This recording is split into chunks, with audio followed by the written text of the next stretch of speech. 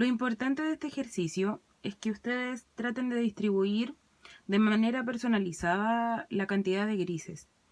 Por eso yo les doy la elección de elegir la forma, porque en este caso yo asigné 5 cuadrados para mi escala de grises, pero si ustedes quieren hacerlo con 3 cuadrados, por ejemplo, o más cuadrados, no sé, una escala de 3, que sea blanco, gris medio y negro, o por ejemplo una escala de 6, en que contenga más grises, entre medio de la escala tienen toda la libertad. En este caso yo hice blanco, gris claro, gris medio, gris oscuro y negro. Ya esa es mi escala de grises.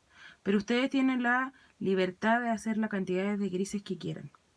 En el caso de que, por ejemplo, hicieran una escala más grande y les alcance, por ejemplo, dos escalas en toda la forma, no hay problema. ¿Okay? O una les quedara incompleta, como por ejemplo acá a mí me quedó una incompleta, me faltó una casilla para el negro absoluto, tampoco hay problema. Lo que me interesa es que traten de continuar el ritmo de la forma, ¿ya? Y que sea autoconcluyente, eso es lo más importante.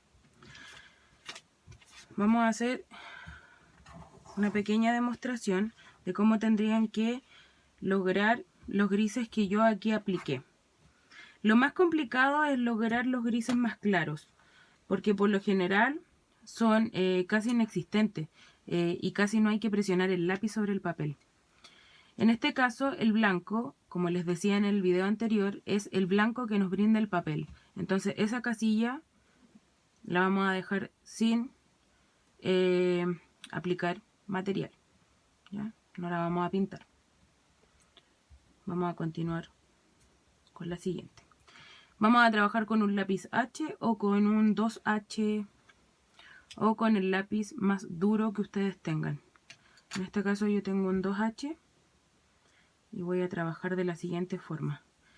Recuerden la aplicación de los trazos, que existían trazos lineales y tonales.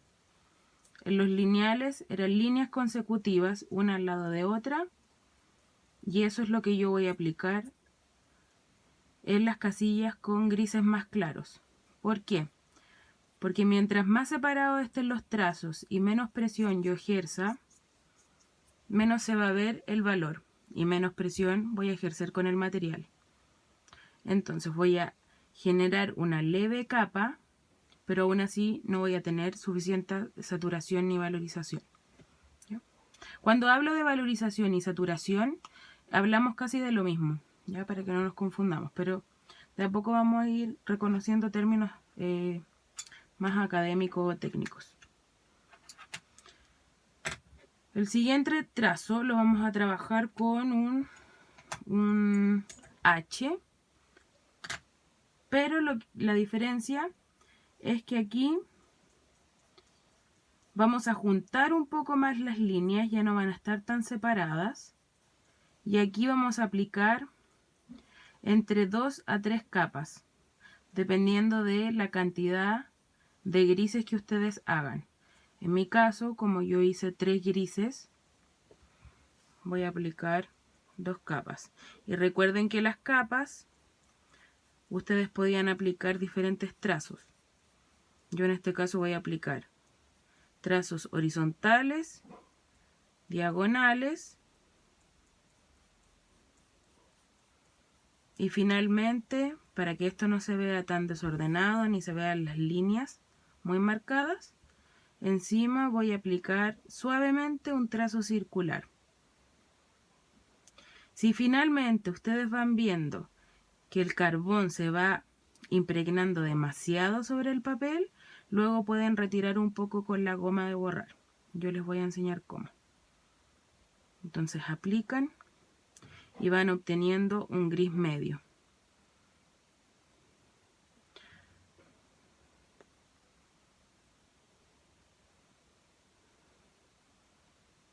Trazo circular. Entonces tenemos 3 capas y yo, si quiero quitar un poco, voy a tomar la goma y no voy a arrastrar la goma, sino que voy a pasarla con pequeños toques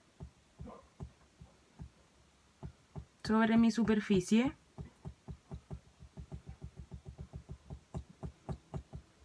y así voy a quitar exceso de carbón. ¿Ya? Entonces no voy a arrastrar el carbón ni voy a manchar la hoja, sino que solo voy a quitar. Una cosa, está prohibido pasar los dedos, como difuminar. Demostración, típico que es cuando queremos difuminar, pasamos el dedito. Eso está prohibido. ¿Ok? ¿Por qué? En las manos tenemos mucha suciedad. Entonces aquí queda impregnado del aceite de las manos, entre otras cosas. Los otros grises que queramos conseguir lo vamos a hacer por medio de capas, siempre. Pero aquí, como ya queremos obtener grises más oscuros y más blandos, vamos a trabajar con lápices número 2B, 4B, 7B, etc. Aquí ya podemos tener un poco más de confianza a la hora de aplicar el trazo. Recuerden que el lápiz siempre va inclinado, siempre va un poco acostado.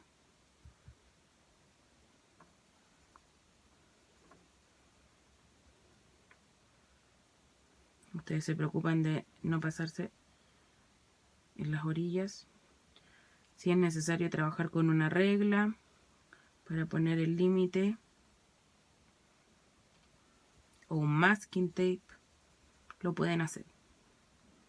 Es súper importante mantener el oficio. Esto es una demostración. Por eso lo estoy haciendo un poco más rápido. Y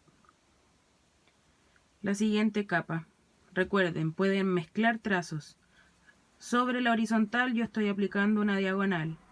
¿Qué nos permite eso? Más saturación y que las líneas y los trazos no se marquen tanto. Entonces de esa forma se ve un trazo mucho más unificado. Si aún así se notan más las líneas, sobre eso voy a aplicar un trazo circular. Recuerden, son círculos uno encima de otro, muy apretados. Otra cosa importante, recordar que la presión del lápiz siempre es la misma, no cargar el lápiz. ¿Ya? Y de esa forma voy consiguiendo un tono mucho más saturado. Y el último tono, que es el negro, ahí tienen la libertad de aplicar con un lápiz completamente blando, que en este caso yo voy a ocupar un 6B. Entre 3 a 4 capas, que es lo que nos va a permitir el papel. Yo aplico aquí un trazo horizontal o vertical.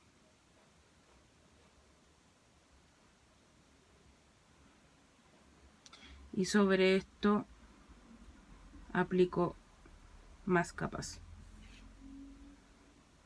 diagonales y voy saturando.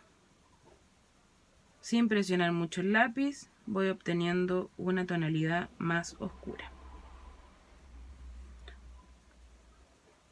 Y si se fijan, voy consiguiendo mi escala de grises.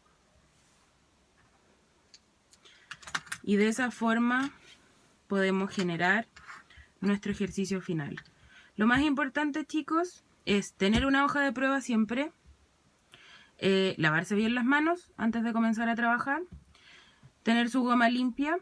Recuerden que el carbón mancha demasiado, sobre todo cuando estamos trabajando sobre papel blanco, y distribuir bien los cuadrados que apliquen a su forma personalizada.